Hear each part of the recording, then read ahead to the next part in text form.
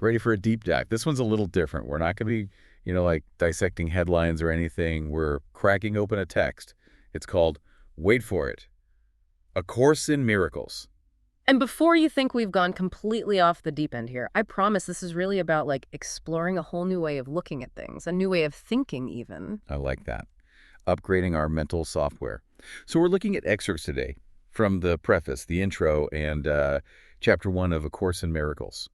And it's not your typical self-help book, let me tell you. It's deep, makes you think, and has some really wild ideas about reality, forgiveness, even Yeah. what a miracle actually is. And that's our mission today, really break these ideas down for you, especially if you're new to A Course in Miracles, with all its wonders.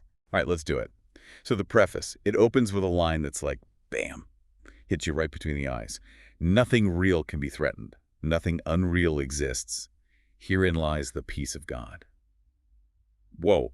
Okay, help me out here. What does that even mean? Right. Bold statement. It gets straight to the heart of what this whole Course in Miracles is trying to tell us. It's saying there are two kinds of reality. There's real, capital R, like the eternal, never-changing truth of God, or some people might say love. Okay, I'm with you so far. And then there's unreal, little u. That's Yeah. the world, the one we experience with our senses. Always changing, sometimes messy life, basically, with all its ups and downs. So all the stuff that usually stresses us out, like deadlines, arguments, all that, that's all Yeah. unreal. I bet our listeners are like, hold on a second. It's a big adjustment, yeah.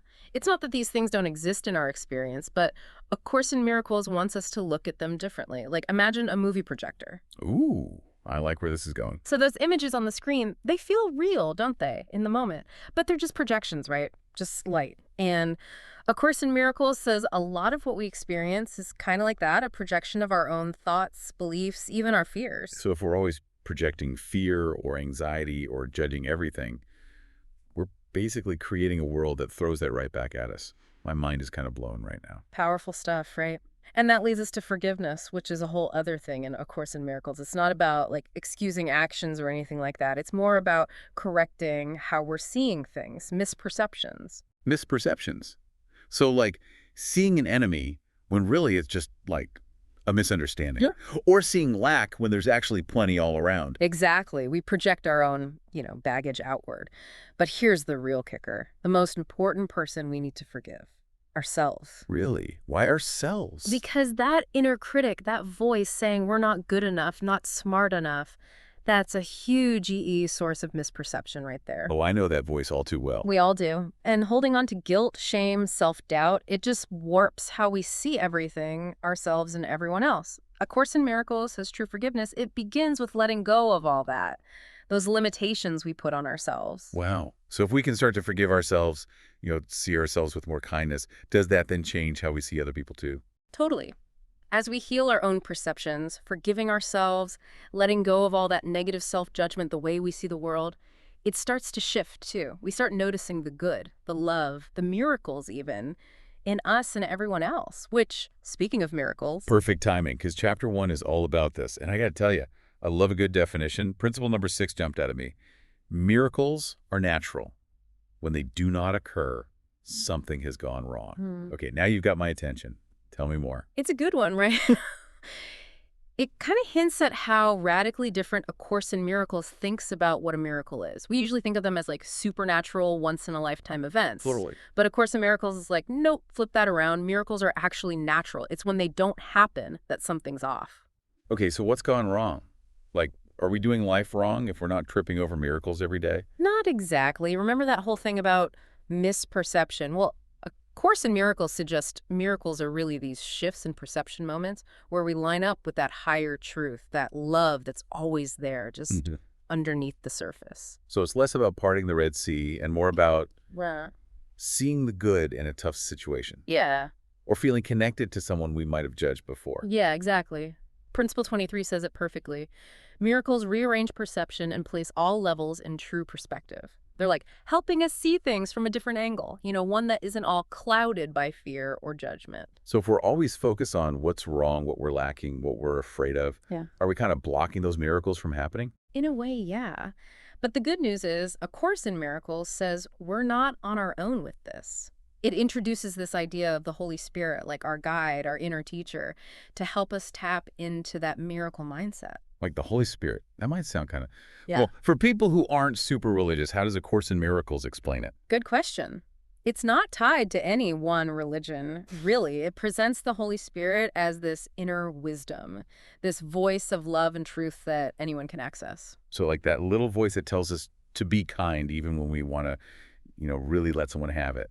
That's the Holy You Spirit. could think of it that way, that intuitive nudge towards forgiveness, understanding, choosing love, even when it's tough. And the more we listen to that voice, according to A Course in Miracles, the more those everyday miracles, those shifts in how we see things, they start showing up. It's funny. We talk about wanting more peace, more joy in our lives. And A Course in Miracles seems to be saying, hey, it's right here. You're just like looking in the wrong spot. Right. It's profound. We're always looking for happiness outside ourselves, achievements, stuff, relationships. But A Course in Miracles says, no, true peace, that deep down joy, it comes from within, from changing how we see things, cleaning the lens, so to speak. Like we've been given this amazing telescope, can see incredible things with it, but we're too busy staring at our feet, haven't even looked up. Exactly. And that's where the work comes in. Because changing how we see things, choosing love over fear, it's not always easy. Our ego, that conditioned mind, wants to keep us stuck in those old patterns, negativity, judgment, all that. Oh, tell me about it. That inner critic can be so convincing. So how do we quiet that voice down? How do Yeah. we actually start choosing love, especially when, life gets tough? Well, the Course reminds us we're not in this alone. We have that inner guide, the Holy Spirit, always there, whispering guidance and support. Right, the Holy Spirit, we touched on that earlier. Yeah. But it's still kind of like, okay. How do we actually connect with that inner wisdom, that voice of love? Is it meditation? Prayer? It can be, but it's also about bringing that awareness into everything we do, pausing before reacting, noticing our thoughts or feelings without judgment, and asking, what would love do here? What would forgiveness look like in this situation? So it's a constant practice, Yeah, checking in, being mindful. exactly. And the more we do that, strengthen that muscle of love, practice forgiveness, the more we start experiencing those miracles, those shifts in how we see things. And those shifts bring us closer to that inner peace the Course talks about. Which reminds me, there was this other principle from chapter 1 really stuck with me. Number 30. Miracles are everyone's right, but purification is necessary first. What does that even mean, purification? That's the nitty-gritty, the inner work. Letting go of those limiting beliefs, those fear-based thoughts that keep us separate from that love, that wholeness, that A Course in Miracles says is our true nature. So it's not just about wishing for miracles or waiting for them to, magically appear. We have to do the work to clear out the stuff that's blocking them. Yes, making space for them to happen. And that purification, it can look like a lot of things. Forgiveness, like we've been talking about, meditation, prayer, therapy, even being creative, anything that helps us reconnect with that true loving part of ourselves. Like we're pulling weeds in a garden so the flowers can actually grow. Makes me think of that line from the workbook. This course is a beginning, not an end. Yes, and that's so important. A Course in Miracles isn't some like magic formula or a finish line you cross. It's a journey. This process of waking up more and more. It's about opening ourselves up to seeing life through a different lens, one of love, forgiveness, and yes, miracles. And that lens, that new way of seeing things, it's for everyone, right? It's not just for like saints or gurus or something. Not at all. That's Yeah. one of the most beautiful things about A Course in Miracles. It says we all have that capacity for miracles. It's not about becoming someone else or reaching some super spiritual goal. It's about remembering who we already are. Beings of love, connected to something so much bigger than ourselves. Reclaiming that wholeness that's already there, that capacity for love and forgiveness. That's powerful stuff, wouldn't you say? It is, and so important, especially now. The world can feel so chaotic, so uncertain, but A Course in Miracles offers this path of hope, healing, transformation. It reminds us we have the power to choose love, to choose forgiveness, to choose to see the miracles that are always there, big and small. So as we're, kind of wrapping up this part of our deep dive, what's the one thing you want people to take away? If they only remember one thing from today, what would it be? Oh, that's a good one. I'd say remember that you have a choice. In every single moment, you have the power to choose love over fear, forgiveness over judgment, peace over chaos. You have the power to choose miracles. They have the power to choose miracles. That's yeah. That's a good one to end on. You have the power to choose miracles. It's empowering, but kind of daunting too, right? Yeah, I get it. It's a big responsibility. but a beautiful one. And it all comes back to that core idea, the nature of reality. Hmm. A Course in Miracles asks us to question, like, everything we think we know about the world. What if love, not fear, is the real truth, the basis of it all? Like someone handed us a whole new map. And suddenly, the territory is totally different. All these paths to joy, to peace, we never even knew were there. Exactly. And the Course gives us what we need to navigate this new territory, how to see through the ego's illusions, forgive ourselves, forgive others, and tap into that wisdom of the Holy Spirit, that inner guide, always leading us back to love. Speaking of the course, there's this part at the end of the workbook really got to me. It says, this course is a beginning, not an end.